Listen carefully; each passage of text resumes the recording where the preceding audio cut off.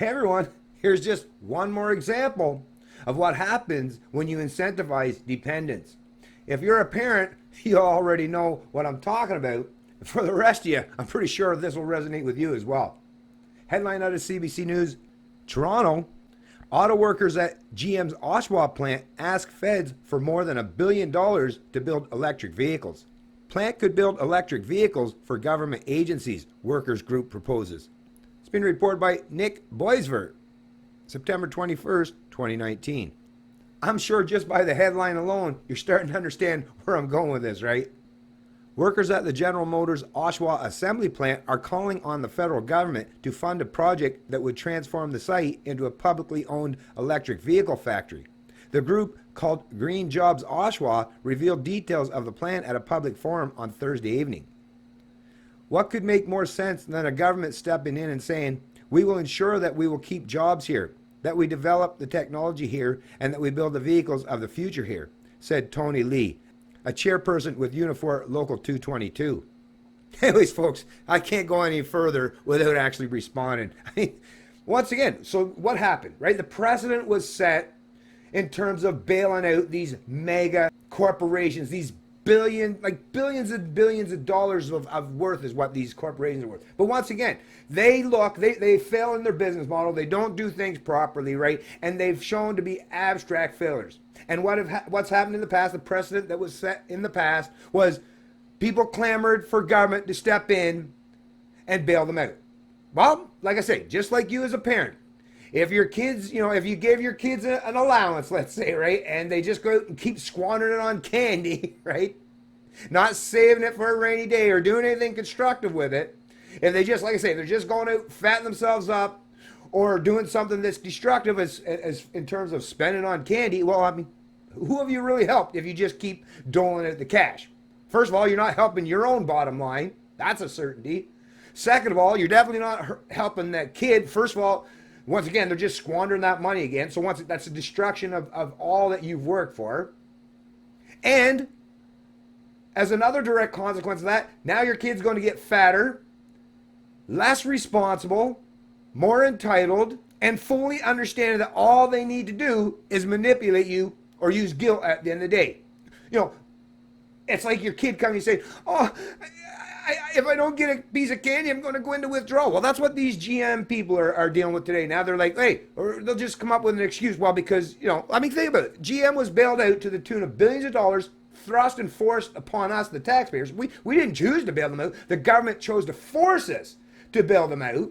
And now they're like, well, hey, they did it once already. Let's see if they'll do it again. And now they're so emboldened, they're not even hanging, at least back then, I'm sure a lot of them are at least hanging their head in shame. Like, yeah, sorry, I know it's not right to plunder the economic prosperity of the working poor who don't have these entitled jobs that make, $30 an hour plus, right? But at least then, like I say, they had a little bit of humility. But now today, the gloves is off, folks. And why? And of course, well, that's the reason for that is obviously because people are, once again, the precedent's been set. Now it's much more comfortable for these pigs to run back to the trough time and time again to use us, the taxpayer, to bail their failing corporation or organizations out. Once again, you're not helping anyone. Like I say, you're not helping nobody on any side of that equation if you're just going to bail them out time and time again and not hold any of these people. Somebody messed up, right?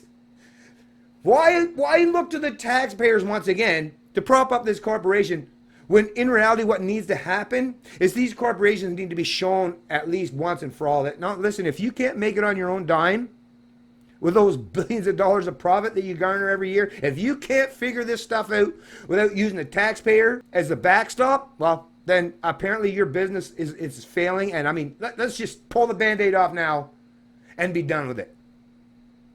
But no, like I said, most people, this is what most people are now, because big government has been the pretense in terms of the ultimate means to an end nowadays. So everyone, like I say, all the pigs keep running constantly back and forth to the trough. I mean, there's a well-beaten path in Canada now from all these crony or crown or corporations that just, like I say, all they do nowadays, why hold themselves to any particular standard? Why make sure they're doing anything proper in terms of economics when they, once again, they could just use the taxpayer as a backstop? against all their misdeeds or the misallocations of their economic resources, or holding themselves to a proper standard in how their business model operates. Anyways, back to the article. The Oshawa factory is one of 5 North American assembly plants owned by GM that are set to close at the end of the year. GM plans to turn the site into smaller scale stamping and testing facilities after 2019. Yeah, like I say, they're closing down the facilities that Canadian taxpayers bailed out to keep those jobs here. But once again, they broke their promise. GM is saying, like, no, yeah, we're not going to stick to the agreement. I mean, they stuck to it for as long as they had to, I suppose, right? But now that they can get out from underneath it somehow, like, nope, we don't care. Thanks for the money, taxpayers, but too bad, so sad, we're closing down the plants. And like I say, rather than these union dipshits or these workers holding these executives to account, or those in government to account for bailing out that failing organization that's failing these people, right?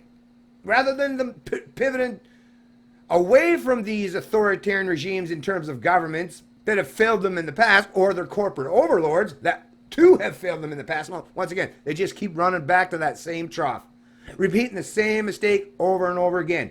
These are people, like I say, listen, lessons need to be learned, folks. That's just a reality. And if you don't want people to learn a lesson, well, just recognize that the world you're going to live in is going to be filled with people that don't have to ever learn anything. GM employs around 2,500 workers at the facility, which has been a pillar of Canada's auto industry since it opened in 1907.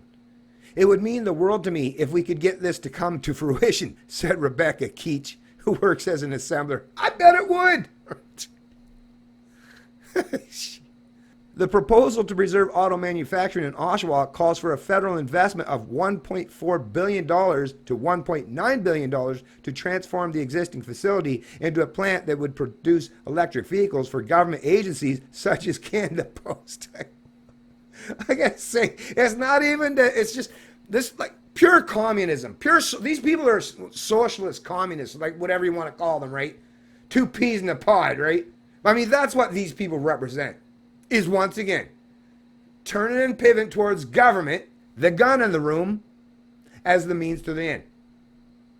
So don't pretend for 1 minute that these people are benevolent or that you should worry about them, or I feel so bad for no people that, like I say, the kind of people that advocate for using force, violence, or theft on a rampant scale as a means to an end. Don't feel bad for those people. I don't feel bad at all for them. Now, some of them that work inside that corporation, some of those people that are just stuck in there, right, and don't advocate for this stuff, those people, feel bad for those people, but don't feel bad for the ones that are being covered in this article, because you can see what they're advocating for.